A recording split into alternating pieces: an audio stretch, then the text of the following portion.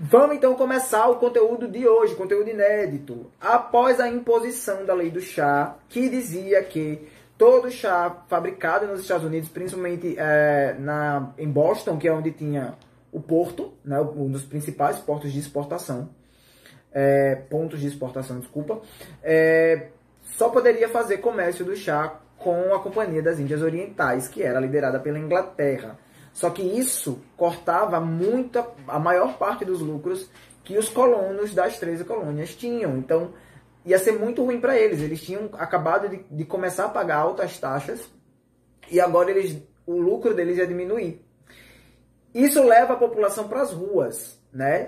Aí quando a gente começa a falar agora sobre a reação da população, a reação dos colonos, leva a população para as ruas. Eles começam a fazer protestos, principalmente protestos no porto, contra os navios ingleses que vinham para buscar o chá e, obviamente, vinham para também recolher a taxa que era paga por eles, né, para as companhias inglesas. Um desses protestos, né, acabou ficando mais acalorado e acabou que as tropas inglesas começaram a agredir, né, os moradores, os colonos, os moradores do atual Estados Unidos, e terminou em morte, né? Algumas pessoas morreram nesse protesto e esse dia é chamado aí de o massacre de Boston.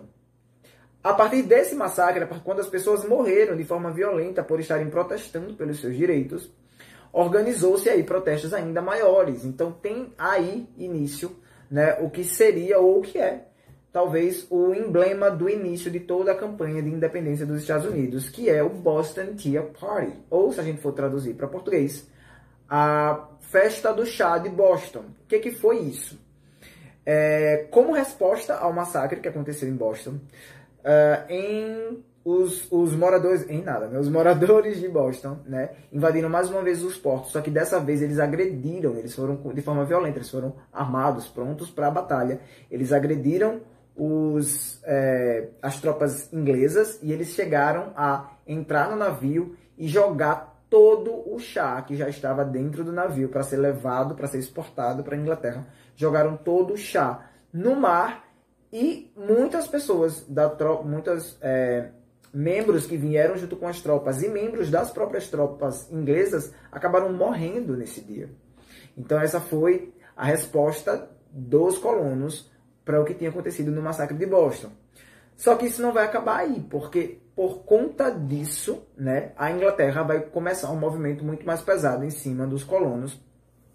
É quando eles lançam as Leis Intoleráveis, em 1776. Com as Leis Intoleráveis, agora eu vou pegar minha colinha aqui para falar com vocês mais direto. Com as Leis Intoleráveis, o que acontece? A Inglaterra, ela começou a colocar em cima das 13 colônias uma pressão muito maior, porque as leis intoleráveis diziam o seguinte: primeiro ponto, os responsáveis pela festa do chá, né, pelo Boston Tea Party, seriam mandados à Inglaterra para serem julgados lá. A colônia de Massachusetts seria ocupada por tropas inglesas. O porto de Boston ficaria fechado até que fosse paga uma indenização por todo o chá que foi jogado na água e foi destruído. E, né, estariam sujeitos a severas penas todos aqueles que agredissem funcionários ingleses. A partir dali, a partir daquele momento, qualquer pessoa, né, que tivesse um ato de agressão contra qualquer funcionário inglês, não precisa ser das tropas, qualquer funcionário inglês, sofreria uma represália muito mais forte. O que acontece? Os membros que idealizaram o Boston Tea Party, sendo julgados na Inglaterra, muito provavelmente seriam condenados à morte. Então, acontece o primeiro Congresso da Filadélfia. No primeiro Congresso da Filadélfia, simplesmente, os colonos eles vão fazer uma lista de exigências, eles vão se negar, né, a esse julgamento que aconteceria na Inglaterra, e eles vão fazer outras exigências para que acontecesse um meio termo, já que a Inglaterra precisava das 13 colônias também. Então eles mandam, né, todas essas exigências, eles mandam a parte deles, né, o que eles achavam que seria justo pelo ocorrido, eles mandam para a Inglaterra. E é ignorado. Na verdade, começa uma pressão ainda maior para que os responsáveis pelo Boston Tea Party apareçam e sejam penalizados. Então acontece o segundo Congresso de Viena, de Viena, o segundo congresso da Filadélfia, eu estou com pensamento em outro conteúdo, desculpa. O segundo congresso da Filadélfia, que é quando os colonos decidem ali, né, já existia uma liderança muito forte de George Washington, ele já era uma figura muito importante, né, para todas as ideias que eram colocadas para dentro dos colonos, para a cabeça dos colonos. Então, no segundo congresso da Filadélfia, é decidido então que as 13 colônias declarariam guerra à Inglaterra e que o líder das tropas, o líder do exército dos colonos contra a Inglaterra seria George Washington, que futuramente a gente sabe, né, tem um papel muito importante quando as 13 colônias se tornam os Estados Unidos. Guerra declarada, né, vai começar todo o processo aí entre Estados Unidos e entre as 13 colônias ainda, desculpa, e Inglaterra. A guerra de fato vai ter início em 1775, né, mais precisamente em abril de 1775, na chamada Batalha de Lexington, onde os ingleses mandaram tropas com toda a força, achando que massacraria os colonos, mas os colonos estavam sim muito bem preparados e acabaram sendo uma resistência muito forte, né? Essas batalhas, esses conflitos entre a Inglaterra e as 13 colônias vai se arrastar. E o próximo passo mais importante vem já no ano seguinte, em 1776, quando Thomas Jefferson, baseado aí em várias coisas ideais de processos de revolução que estavam acontecendo na Europa, o próprio iluminismo serve aí como base, vai escrever a Declaração de Independência dos Estados Unidos. E agora sim surgimos com o nome Estados Unidos.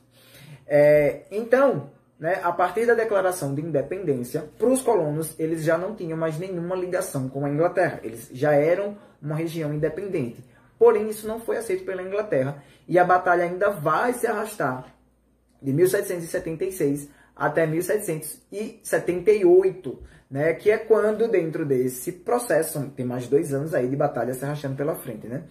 Nesse processo de batalha, os colonos ganham uma influência muito forte, né? Eles ganham o apoio da França, né? França que, historicamente, obviamente, não estava vindo ajudar só porque queria ajudar os colonos a conseguirem sua independência e tal. A França, historicamente, tem aí uma série de conflitos, né? E é totalmente contra os ideais da Inglaterra. Isso já se arrasta aí desde a Idade Média. Então, nesse momento, para a França apoiar as tropas das 13 colônias, que agora eram os Estados Unidos, tinham acabado de declarar independência, contra a Inglaterra, era uma vitória contra a própria Inglaterra. Vale lembrar que há pouco tempo, né, tinha acontecido a Guerra dos 7 Anos, e a Guerra dos 7 Anos foi justamente entre Inglaterra e França, e a Inglaterra venceu a Guerra dos 7 Anos em cima da França. E tinha toda uma questão de relação econômica, né? A guerra aconteceu por causa de ideais econômicos. Então agora, para a França conseguir apoiar os Estados Unidos e quebrar a economia inglesa, nada melhor, né? É o que vai acontecer, né? Os colonos, eles conseguem ganhar essa guerra, o conflito aí contra a Inglaterra, com o apoio dos franceses. Porém, a independência ela só vai ser reconhecida pela Inglaterra um pouquinho depois, em 1781. Né? Demorou bastante.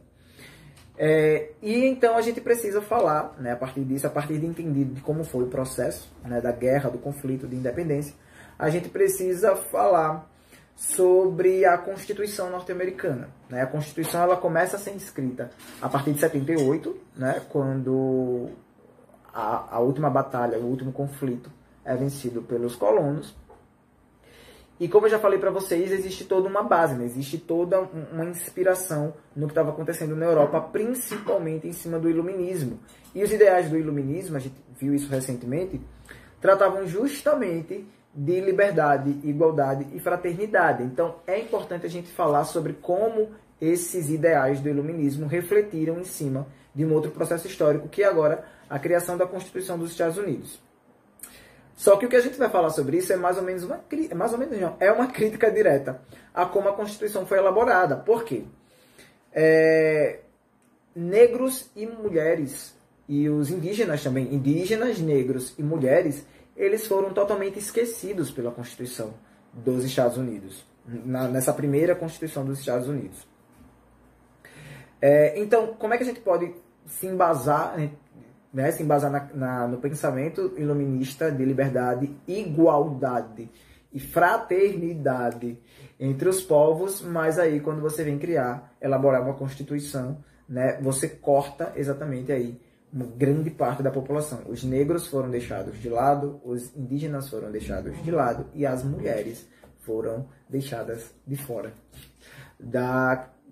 dos ideais da Constituição, né, do que as leis defendiam. Um pouquinho mais para frente, em 1791, já que a gente está falando da Constituição, a Constituição americana, é criada a segunda ementa, né? No processo de construção, de aprimoramento aí das leis americanas, houveram 10 ementas. A segunda ementa, né, que a gente vê bastante as pessoas citarem em séries, em filmes, mas eu tenho direito lá, tá na segunda ementa, taranana.